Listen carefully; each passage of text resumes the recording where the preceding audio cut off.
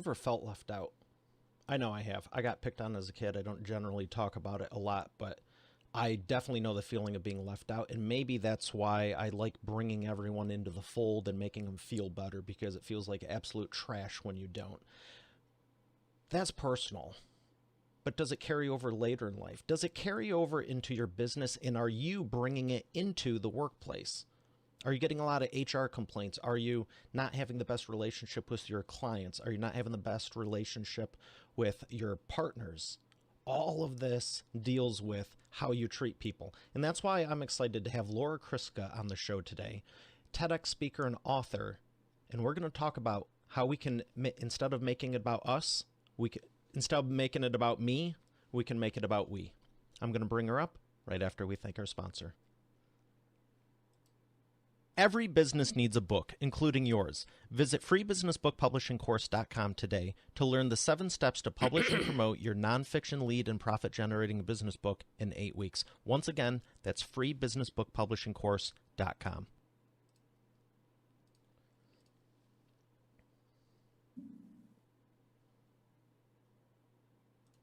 Here she is, ladies and gentlemen, Laura Kriska. Laura, how are you feeling today? Hi, Mario. Thanks for having me. I am excited to learn more about what you're doing because I know it's so vitally important because so many people feel left out regardless of whatever level it's on. Tell me about how you're helping people specifically in the workplace. Well, my job is helping people build lasting trust across any us versus them dynamic and doing it without spending a dime. Oh, really? How do you do it without spending a dime? Because it's been my experience that to bridge any us versus them gap, and we can talk about what those gaps are, we really need 2 things. One is a genuine wish to close a gap, to be really, interested in that. And 2 is having the honesty to reflect on yourself, to think about the choices you have made in your life, maybe long ago or maybe yesterday.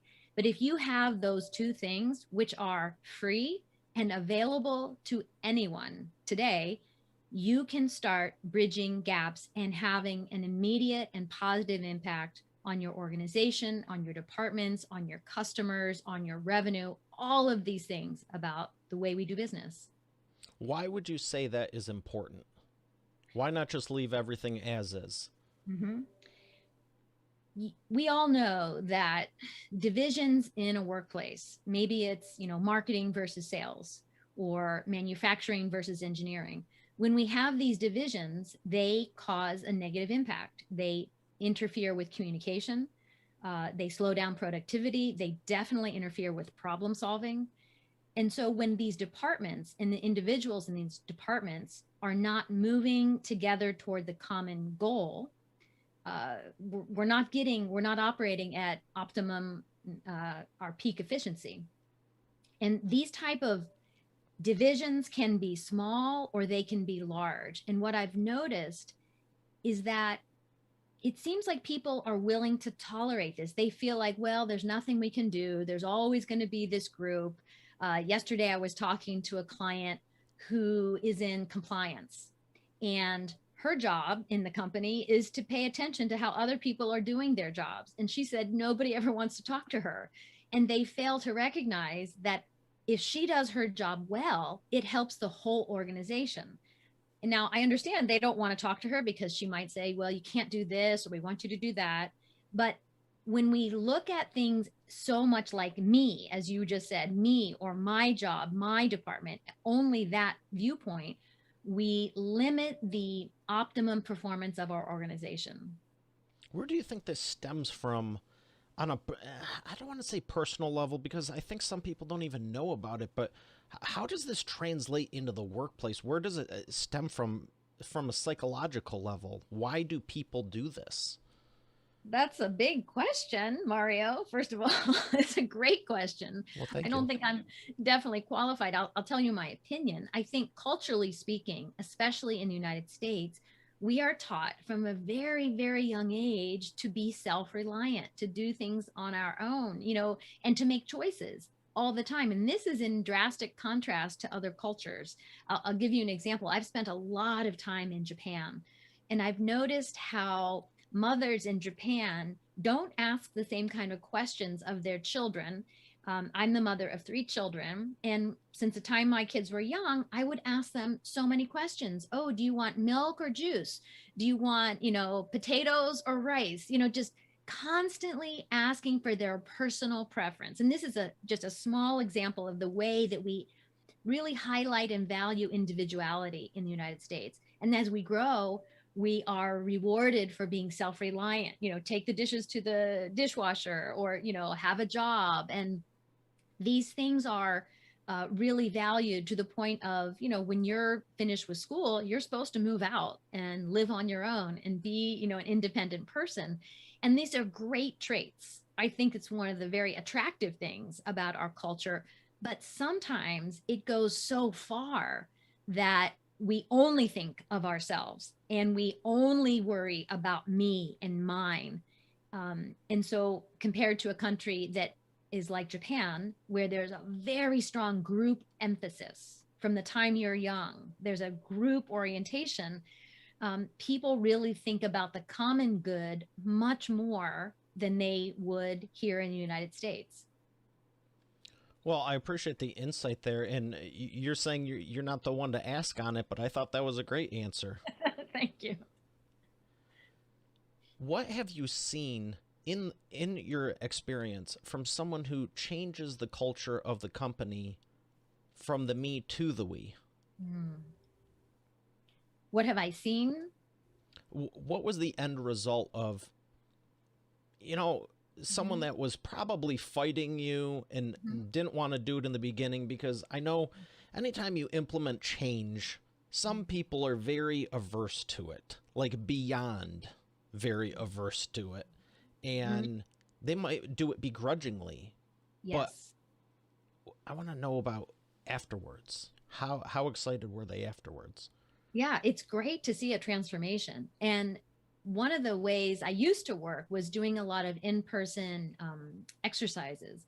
I've been doing an exercise called the Team Machine, and it's a simulation that really shows that when departments don't work together in coordination, the entire company, the entire organization is not going to be as competitive as they could be.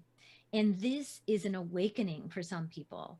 It's kind of shocking to them to see this play out in a kind of game-like environment, but it's not that hard to help people see that if your company is not operating at its peak potential, and I mean everybody, building trust with one another, having great communication, excellent cooperation. And note, I don't mean you have to like people, you don't have to agree with them, but you have these common goals and you have a common understanding of how you're going to reach those goals.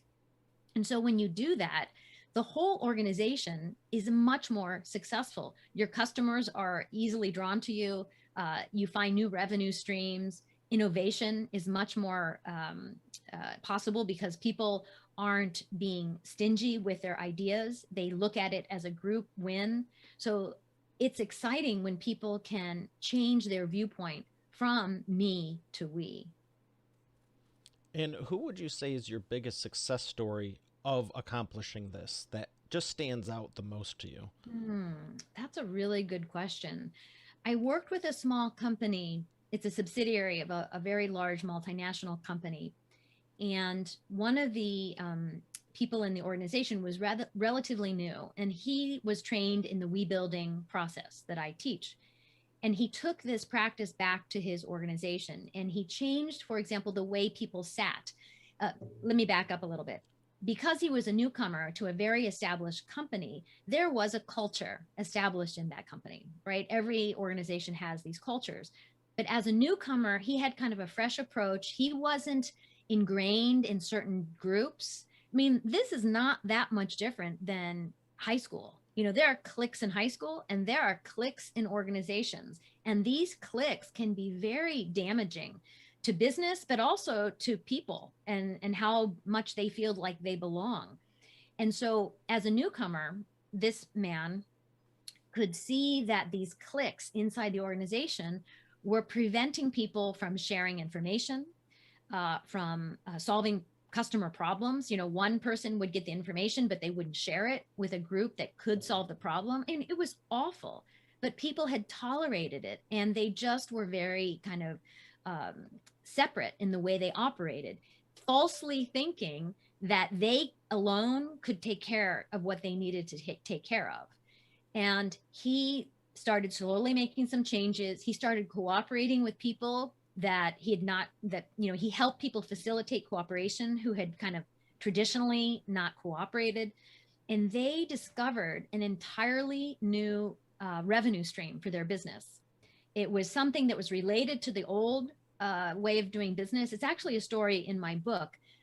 It has to do with seafood, in the way that they had certain markets that were very separate. But when these different market people representing the markets talked to each other, they recognized that they could create a whole new revenue stream that has generated millions of dollars in revenue because these different groups were now cooperating. Well, that's not too bad now, is it? I think it's a really important motivator for building a we culture, but it's also about inclusion and making people from diverse backgrounds feel like they belong. And as we all know, most business places are much more diverse today than they were, you know, 20, 30, 40 years ago. And so we have people from various backgrounds working together. And I think there's a false notion that proximity to people who are different from you is enough, that knowing somebody's name, you know, just sitting nearby them, or, you know, this kind of acquaintance style relationship is enough. And I disagree with that, Mario. I think it's really important to do the work to build relationships. And I mean like trusted colleague, resilient relationships that can sustain the hard work of running a business. And this is this is where the idea of being an outsider, you mentioned this at the opening. One of the things I always ask people is the question, when have you felt like an outsider or a them? If I'm talking about the us versus them dynamic, I say, you know, when did you feel like a them? And almost every single person can tell me a situation in their lives when they felt like the outsider, which means they know what to do to help other people feel included. That is so enlightening, because I think there's always some degree of people feeling left out, and I'm sure it's mainly as kids, but that's what you carry with you. And even if it's not, I mean, I know some people that, you know, they didn't have it as a kid growing up, but then they got into a job, or they were forced to do something, maybe not even a job, just career and later in life, where they weren't in their zone of genius. And anytime you're not, it's just going to be harder to begin with. And they just felt left out. Or to your point, we were talking about earlier with everyone in the company, it's like they just always felt like they were on the outskirts, and that's not their personality type. I know there's some people who they'll do what they want. What do they call them? Extroverted introverts. They're totally fine on their own, but they can get along with a group if need be, but they don't feel like they always have to be the life of the party just to survive. And it's interesting because I think we're all a blend of each of these. I mean, sometimes it's nice to just take a break. Like, hey, no responsibilities today. What do you want to do? Probably not add more on your plate. Just saying. Yeah. But at the same time, when you're working with a team and you do want to be included, it is a horrible feeling like you're left out. So I think it's great you're talking about that, because the world is more diverse than ever. The businesses, everything we do, we're more connected than ever. Let me rephrase that. We're more accessible than ever, but I'd say we're less connected. Would you agree? Yeah, I think that's an important distinction, and thank you for making it. And it's, instead of being connected, we're just together. We have more diversity in many workplaces, but we're not connected. I just was speaking with a colleague who is a Black woman, a young Black woman, and she quit her job recently because she was the only Black young woman and she felt invisible.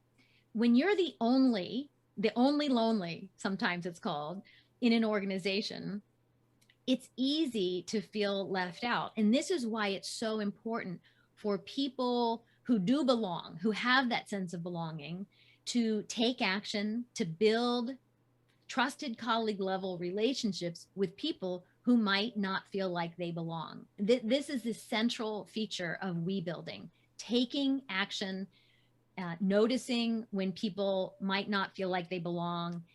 If there's an only lonely in your organization because of their age, their gender identity, their race, their religion, whatever it is, it could be many things. They could belong in the sense that they look and sound like the majority of the people, but they don't feel like they belong. And so this is the work of we building. And guess what? It's not that hard. It's not hard to include people. I mean, if you think about times in your own life when you have been the one excluded, maybe unintentionally, maybe intentionally, and we think about, what would you have liked someone to do? I'd love to hear what you think about this, Mario. But when, if you think about what would have been a simple gesture someone could have done to make you felt included in some circumstance. Yeah, I would have to say just genuinely care and have an interest. To your point of it doesn't cost anything to be a nice individual, and no matter what the background is or where they work or anything, it doesn't cost anything. I've joked ever since middle school, high school. They're like, how can you just talk to anyone? And then at the time it was like, well, how do you, they were implying her or a woman. Like, how do you just talk to them? I go, well, generally I start with hi, hello, or how are you? It's like, what more do you need than just what's going on? And if you have a shred of common sense, in my opinion, and maybe 0.5% to 1% of looking beyond yourself, all you have to do is just look at people for about 4 seconds in a room and you can tell who's happy and who's not. Mm-hmm. And maybe you go to the happy person and be like, tell me what's going on. Why are you so excited? Mm-hmm. But maybe, just maybe, you go to the person who doesn't look so happy and say, hey, how's it going? Mm-hmm. And maybe it's just the fact that they're dealing with all kinds of stuff, and maybe you don't need to solve it for them, but maybe just care enough to notice. Yeah. And now they can flip the switch out of, okay, I can deal with this later. Mm-hmm. There's actually opportunity here to have a good time. I mean, I hated it in grade school, high school. Everyone's like, oh, where do you want to go to college? Where do you want to go to college? Where do you want to go to college? What do you, No one ever asked me if I even wanted to go. Mm. And I didn't really want to. I still don't have any degrees. Mm-hmm. And some people just don't want to. Some people really want to. But instead of assuming, I always ask questions. Mm-hmm. Or you turn it into a joke. It's like, you can tell they look miserable. Be like, oh, looks like you're having a good day. Hey, maybe you can make them laugh. Yeah. I mean, when you can say it from a place of humor and not like, sucks to be you. Right. I mean, there's a difference in there, and not just the what you say, but how you say it. But sometimes it's just make someone laugh. And I want to point out one other thing that is an important part of my book, which is in any organization, there is what I call a home team. So one of my first jobs was working in Japan, and the home team in the organization is the one that has access to power and money. And so if I were to describe the home team in the organization in this job in Japan, it was basically middle-aged Japanese men. That was the home team. I was not middle-aged at the time. I am now. I'm female and I'm not Japanese. So I did not belong in my identity to that home team. And so it was easy to feel left out and overlooked and marginalized. So every organization has a home team. In corporate America, a lot of organizations have a home team that we could pretty much sum up as saying middle-aged white men. And it's not I'm not saying that's bad. First of all, I married a middle-aged white man and I've created two more white men for the planet. So I'm not saying it's bad. I'm saying that if you belong through your identity to the home team, just by default, and I almost belong as a middle-aged white person. I'm female. Um, so if you're part of that home team and your organization, I feel that we have a bigger responsibility to look for ways to broaden who is included, the definition of who is included. And that's the idea of who is we. Instead of just hanging out and spending time and consulting with other people who look like us, sound like us, pray like us, we have an obligation to look out and see who might not feel included, just like you were describing, in the situation where there are a lot of people standing around. So looking for those opportunities is part of being a we builder. What do you think it would take for a company to go from, oh geez, I'll just ask you, what percentage do you think companies are at now on generally, and what do you think it would take to even break 50%? I was going to say 80 or 90, but I mean, that would literally change the world. Even to break 50, though, would. Yeah. Yeah. It takes some work, but again, it doesn't have to cost a lot of money. It can cost nothing. Someone could buy my book, which is not a lot, and follow the principles, follow the processes. It takes ongoing work, which is important. One of the most important tools that I have developed in my entire career is called the us versus them self-assessment. It is 10 simple questions. They're yes or no questions. This self-assessment would take you 60 seconds to fill out. But what it does is provides an immediate measurement to show you how integrated, how familiar you are with a them group. Now, the them group could be as specific as one other human being or as large as an entire country. It's up to the person taking the self-assessment to decide. And I always say this should be voluntary. So an organization could start a we building initiative on their own for the price of my book. And if they did ongoing work, I would say in 6 months' time with regular check-ins. Again, this doesn't have to take a lot of time, but people need accountability. It's not that different from trying to start any new habit, trying to exercise. If you Okay. have someone checking in with you and saying, "Hey, Mario, did you do your exercise?" That there's an app called Noom, which people are using for weight loss and things like that. It's an accountability.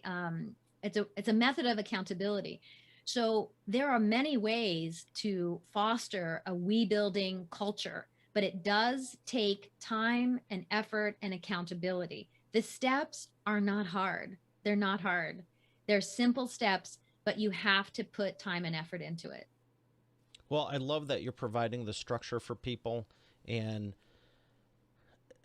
that's the thing. Like you're saying, the accountability, but having that roadmap to just follow makes it so much easier. And I think every business needs it. Everyone needs it. I mean, like we've been talking about this whole time, it costs exactly nothing to be a good, decent. And here's what's sad. It's like the fact that we even have to talk about, like, here's how you treat people. You don't leave them in a corner to sit there and rot. It's like, really? I think it's sad. But I will say, sorry, go ahead. go ahead. I will say to people's defense, some people notice the person, but they're worried. They don't want to say or do the wrong thing. Okay. I think this is, for example, if we talk about race and the gap between white and black, white versus black, there are lots of white Americans who care deeply about social justice and equity, but have done exactly nothing. They think about it, they feel stuff, they might put a sign in their window or even march in protest, but that's the end of their action. And that is simply not enough. And when I ask people about this, they tell me, I don't know what to do. I don't want to do and say the wrong thing. And so I advise them to start off with what I call safe actions. Safe actions are ones you do in private. They cost nothing. There's no vulnerability. It's things like reading an article, checking out a web news resource called The Root, watching W. Kamau Bell's CNN TV show called United Shades of America. Things that just give you information about stuff you may never have learned about. You've never been aware about it because you never lived, as a white person, you've never had the lived experience of what it's like to be Black in America. And you never will understand that fully, but we certainly can do much more in terms of our education. So these safe choices are excellent starting points. And then we have to move to challenging actions. Challenging actions are face-to-face interactions of increasing depth.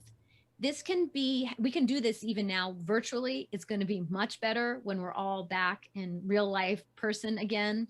But challenging actions require, a little bit of vulnerability, a little risk. You might feel uncomfortable. Somebody might say, no.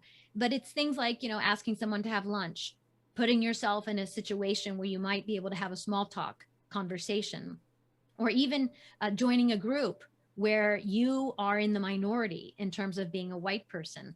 These are the things that will fundamentally change the trajectory of equity and justice in our country.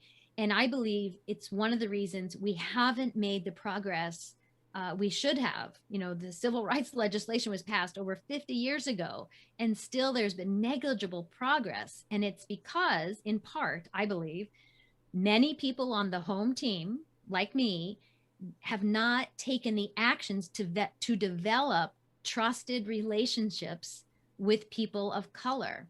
And I don't mean, again, not acquaintance, not like, their first name, but I mean resilient, trusted relationships that can withstand important conversations that help people understand the way the world works in a completely different way. Yeah, from a different perspective. And it sounds like you're saying on an ongoing basis as well, not just a one-time deal. And I'm just going to go out on a limb and say probably not through social media as the starting point.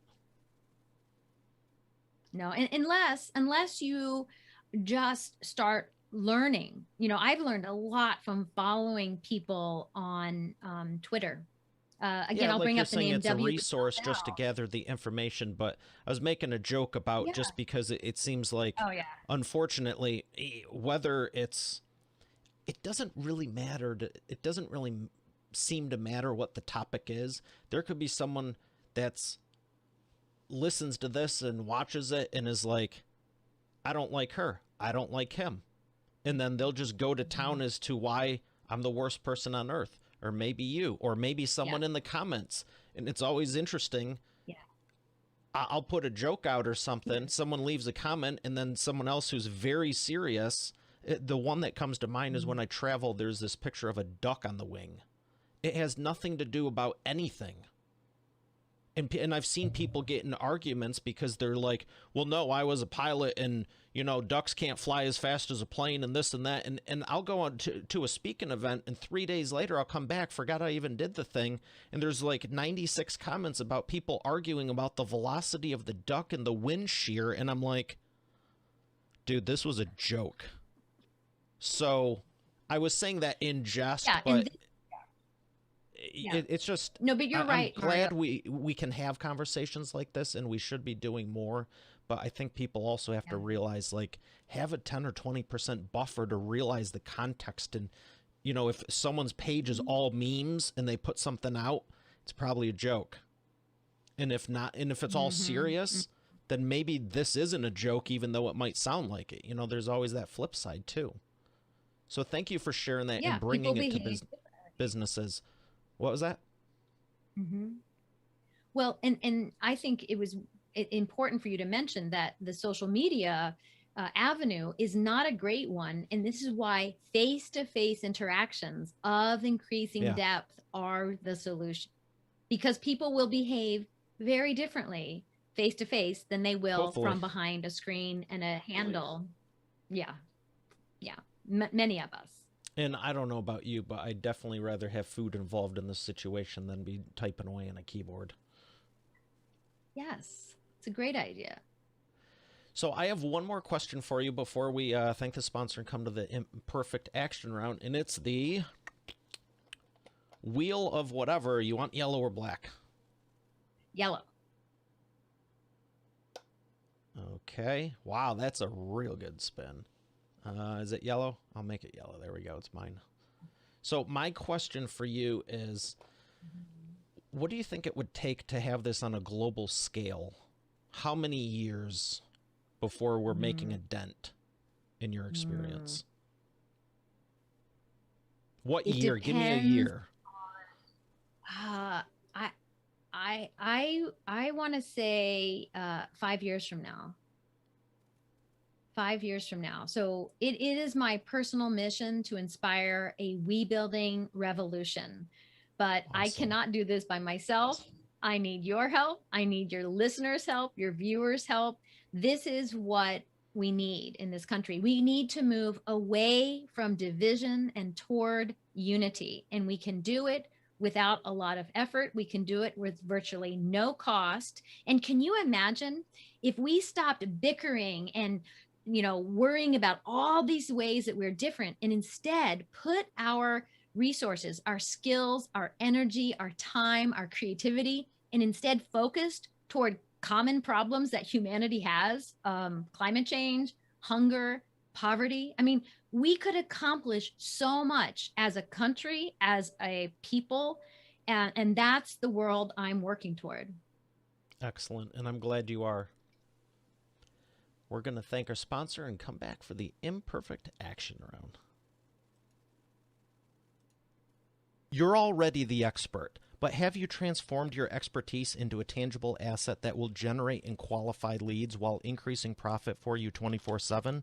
And if so, how well are you promoting it? With the Expert Authority Effect publishing method, it's easier and faster than ever. Visit freebusinessbookpublishingcourse.com today to learn the 7 steps to publish and promote your nonfiction lead and profit-generating business book in 8 weeks. Visit freebusinessbookpublishingcourse.com to get started now. Once again, that's freebusinessbookpublishingcourse.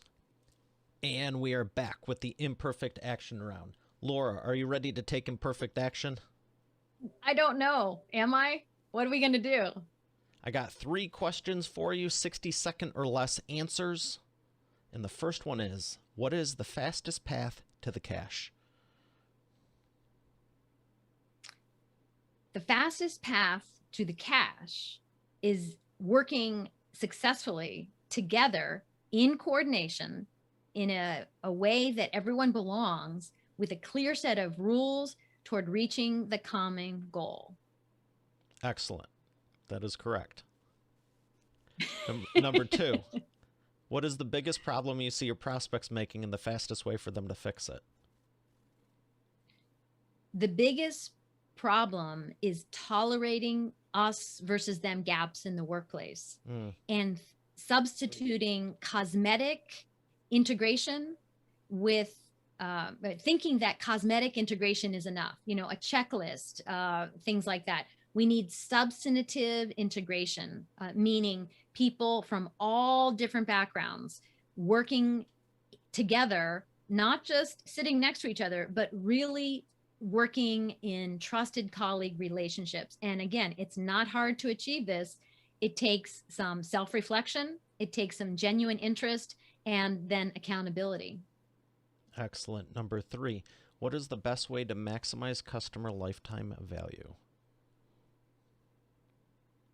What is the best way to maximize customer lifetime value? I'm not sure I fully understand what that means. So the people you're serving, like your clients, what's the best way to not just make it transactional, like a one-time deal, maximize it long-term? Well, I think promoting the we building culture is useful inside an organization and outside the organization. The skills and tools that I teach people to use in their companies can be applied anywhere in our communities, in our kids' schools, in places of worship. So these skills should be and can be applied by anyone at any time, anywhere. And I have worked with thousands of people on 4 continents. And one thing I can tell you for sure is that anyone can become a we builder, and it's easy to start. Excellent. What books would you recommend to Expert Authority World that have helped you? Oh boy, I have learned so much from so many authors. Diversity Inc. is a book written by Pamela Newkirk in 2019. It's a really valuable study of diversity and the business, and how there's, $1 billion business, yet negligible success in terms of real integration. So that was a very important book to me in the recent past. Excellent. Where would you like people to learn more? Well, they can go to my website at lauracriska.com. I'm on many social media platforms, and especially on LinkedIn. I'd say that's probably the best place. Excellent. LinkedIn is a good place.